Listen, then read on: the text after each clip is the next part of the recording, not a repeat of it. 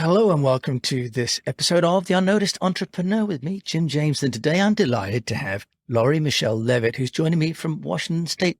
And she is the pivot catalyst. And we're going to talk all about how you can keep alignment between you and your team and your customers if and when you pivot your business. Lori, welcome to the show.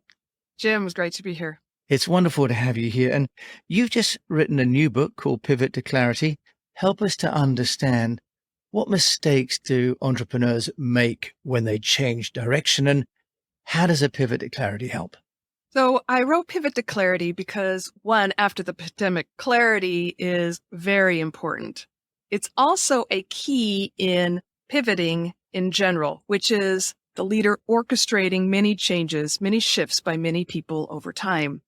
And so with clarity, what I found was that we take time to get clear. And if we're not taking time to get clear, we need to get clear in order to be clear. And then there are many stumbling blocks in our being clear. When I say our, I'm talking about a leader, whomever is needed to communicate with others to gain commitment, to hopefully inspire them.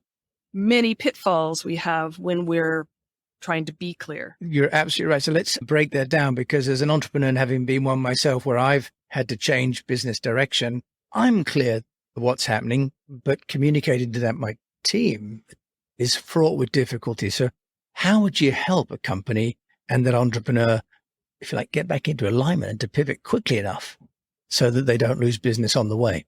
Yes. Well, first is you need to get clear for you. And if you are not inspired, you cannot inspire others. So if you have thought of something that you need someone else to do, and you're not putting yourself at part of it, and you're not feeling inspired, I can guarantee that it is not going to land. And so first, you need to get clear for you.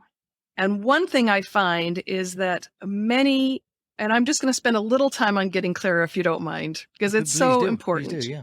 What I find, over the years, I have spent time with so many different leadership teams working through strategic planning.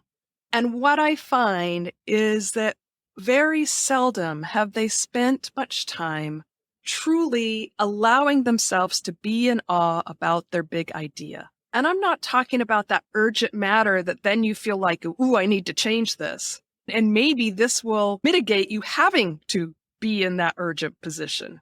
So just allowing yourself to be in awe, interrupting those thoughts that come through your head that say, we've tried that before, we can't do that, I can't bring that to the senior leadership team because they'll just say we can't do that, blah, blah, blah.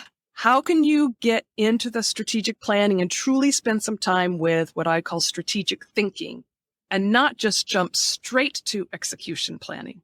And then the next part in being clear is you are spending all this time in execution planning. That is, you're choosing, okay, this is what we need to do. This is how we're going to do it. This is who's going to do it. And you haven't included anybody else. And so then you're in the position of pushing, or we put a nicer word on it. We call creating buy-in. And I don't mean to poo-poo Kaplan and the wonderful people who have talked about how to gain buy-in, but what isn't it? I'm sure that all of those on the call have had some time when they're expressing something that they're inspired by, and they've done that in a way that it's not a surprise and it's shared by others and it's clear and they are committed to it because they've been part of it. That's how you be clear after you've gotten clear. Okay, so you've got this sort of need for clarity, but I do have a question for you. In order to get your team bought into what will be a new business direction, maybe a new strategy, how do you reconcile the pivot between what was the original vision of the company and the new vision of the company? Because often people buy the why of a company, and through a pivot, is it that the why has changed for the company or the how has changed for the company? Your purpose rarely changes. Your vision will change because you'll achieve it. You have this desired future state, which is your vision, and you may realize that vision, and then you'll create a bigger vision. You've seen, Starbucks is a good example, might have started with a cup of coffee, And now they're at changing the world. I mean, that's how visions grow over time. But your purpose, why you exist, rarely changes. If the purpose for your business changes, it's possibly that your business is, you're going into a new line of business. Well, you say that there are some times when someone's got a business, and let's say companies that have been impacted by, for example, new healthcare regulations that have come out in America, or GDPR compliance in Europe, the new ad blocking software that's now prevalent, for example, that's impacting Facebook. For some companies, the business model itself no longer exists, right? So a company has to pivot.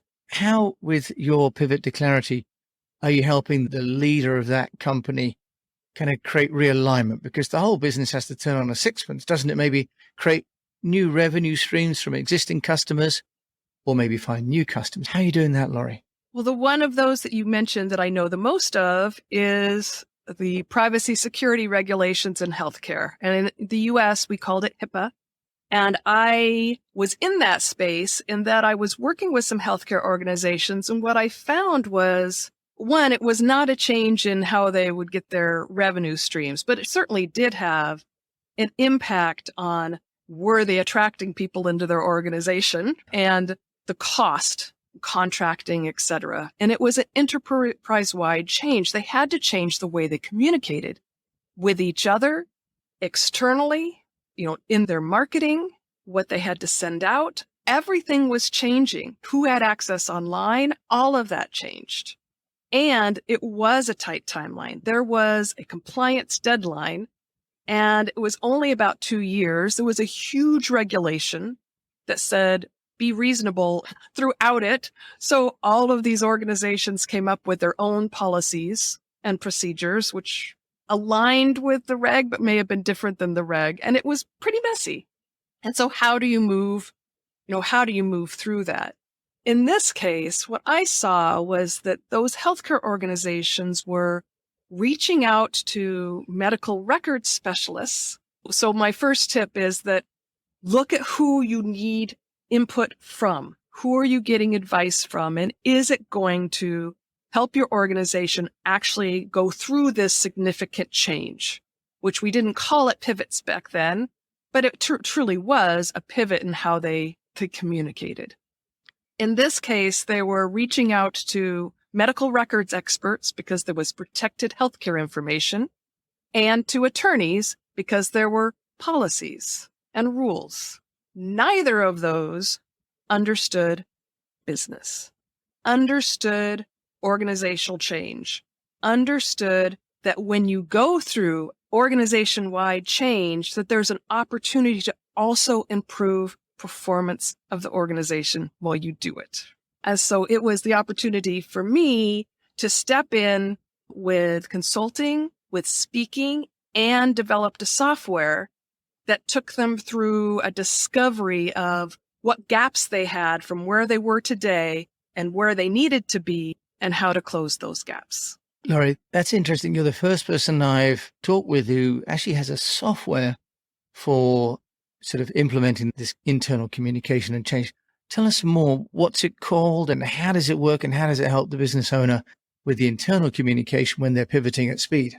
So that one is called Discovery. We actually actively power ourselves with it, but we may launch it again to the world soon. What I'm focused on with software, because I feel that it's a huge need today, is gaining alignment and momentum in an organization. So we have a software called Aligned Momentum, and it is shifting from what is called the category of performance management, which is really about managing work because you don't manage people, you lead people.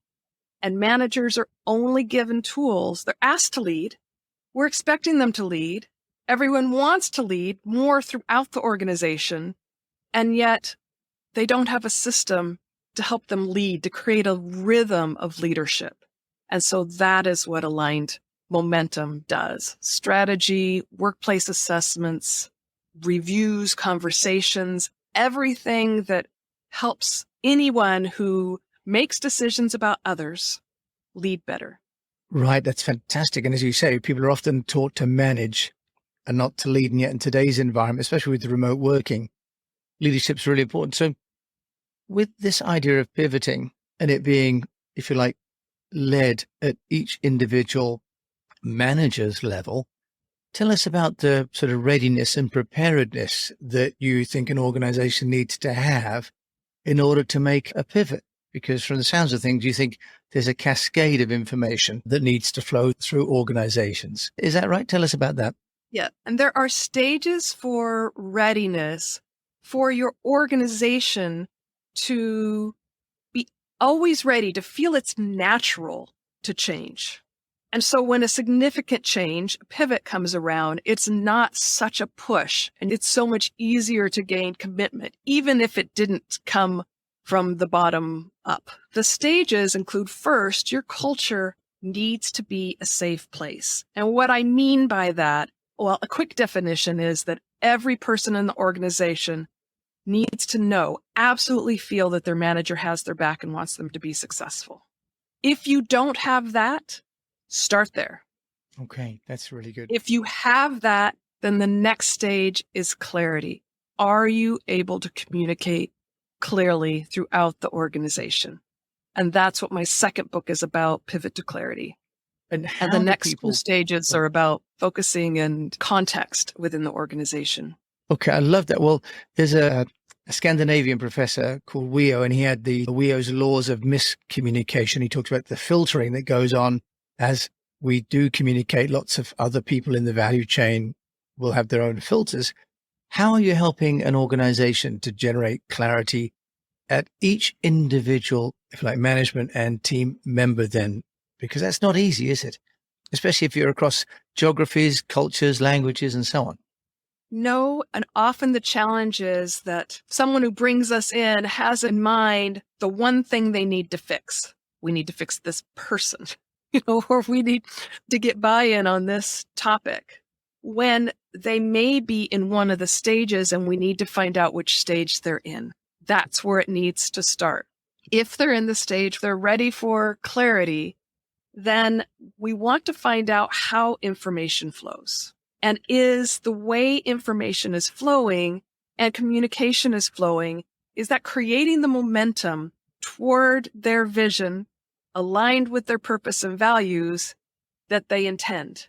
Right. And if it isn't, that's what we address. It's the specifics come much later. Can you give us some examples then? You talk about the flow of information. Lori, just tell us some examples of constructive and maybe non-constructive, if that's a term, ways that information flows within an organization that you seem to be working and not working. Well, first I'll tell you one of my pet peeves. So I grew up in the financial world, have lots of letters after my name, done a lot of strategic plans, a lot of budgets, now help organizations with strategy. And one thing I found, and unfortunately it's still done, is that usually those decision makers have spent a lot of time coming up with a strategic plan. It includes all sorts of things that cannot be measured in financial statements and probably don't have any system to measure them. And then without sharing that in any meaningful way with anyone, it's set to accounting, placed into a budget, and that's what people get. Right. You tell me, have you ever been inspired by a budget? I rarely start getting my inspiration from the numbers. Normally, as you say, you're normally inspired by the purpose and the result and the emotional responses that you're going to get from what you've done, and the budget and the money comes afterwards, right? So, but you're saying that there's a disconnect where the people who are running the business, maybe the VCs or the shareholders, are driving a business because it's ultimately about money, but they're sort of encoding the value system in the budget rather than somewhere else. Lori, how else should they do it? What's the right way of doing this?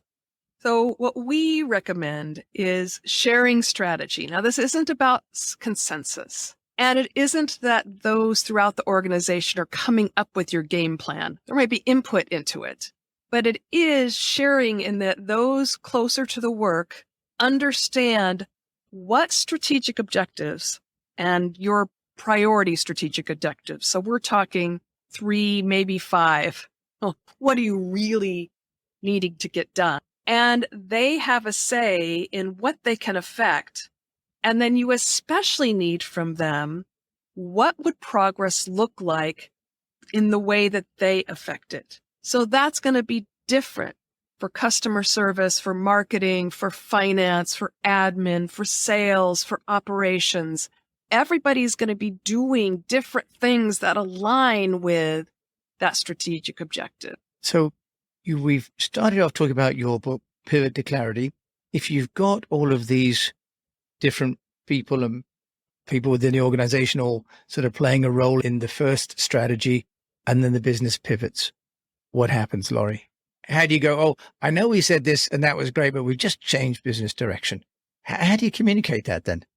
Right. And then I talked about clarity, and let's just talk about how communication cannot land well. So in one of the chapters of my book, I talk about hope and fear. Hope is an opener. So if you are now communicating your vision, your direction, and it sounds good, you can open the door for hope that what's coming next is going to be better for them. And yet there will still usually be fear. And fear is a closer. Fear closes that door so fast that you can hardly imagine it. And so I work with leaders to first help them understand their fears. Now, I have to gain trust with them to get into that conversation. It may be first done with one-on-ones and then with a group. It really depends on what the dynamics are within the organization. But a big fear with the leadership team, for example, is the fear of looking stupid. Yeah, I was going to say that would probably be the main thing, is going back to people 3 months later and saying, hey, guess what? I know I asked you all that stuff and now we're not going to do it anymore. And there are fears of being blamed and fears of conflict. And so there are ways that you can, if you understand how it happens with you, there are ways when you're in a conversation with others to understand, to take some time with your words and understand what words could bring up those fears or how you might do this in a way to mitigate those fears. And my main recommendation there is get to the point up front. Don't go into this long story of your explanation before you get to the point, because while you're doing that, other person is fearing the worst. Very interesting. And this is such a deep topic, Lori. And as you know, I'm afraid I have to keep these shows quite short, but I am, of course, going to put details of the book, Pivot to Clarity, in the show notes. Final question for you, though, as an entrepreneur, how are you getting yourself noticed? So one way I do that is speaking. So you get on stages, you get noticed. If you're speaking, even if it's a workshop or a breakout, you're at that conference. Now that got a little odd in the pandemic, and here I'm doing podcasts now, which I love. I love the conversations that I have. I actually love that more than the just presenting to. A conversation is very inspiring for me. So getting out there. And the other is LinkedIn, making connections. I connect with probably a person every day that has some meaning, usually other thought leaders. And with social, I'm just now really getting used to social and finding my authentic self, because you're not going to see me dancing on the screen. No. And so, it's always seeing, asking, where is my audience and how can I serve them best? That will answer for me, where should I be socially? That's a fabulous answer. Thank you for being socially with me today on the Unnoticed Entrepreneur podcast. Lori Michelle Leavitt. Thank you for joining me from Washington State. Thank you so much. Thank you. Bye-bye. You were listening to me, Jim James, with Lori Michelle Leavitt over there in Washington State, talking about clarity and the importance of that. We will, of course, include her details in the show notes. Thank you so much for listening to this episode of The Unnoticed Entrepreneur. And as always, we encourage you to keep on communicating. And if you like the show, please communicate that with your friends and your fellow entrepreneurs. And until we meet again, I just wish you the best and to keep on communicating.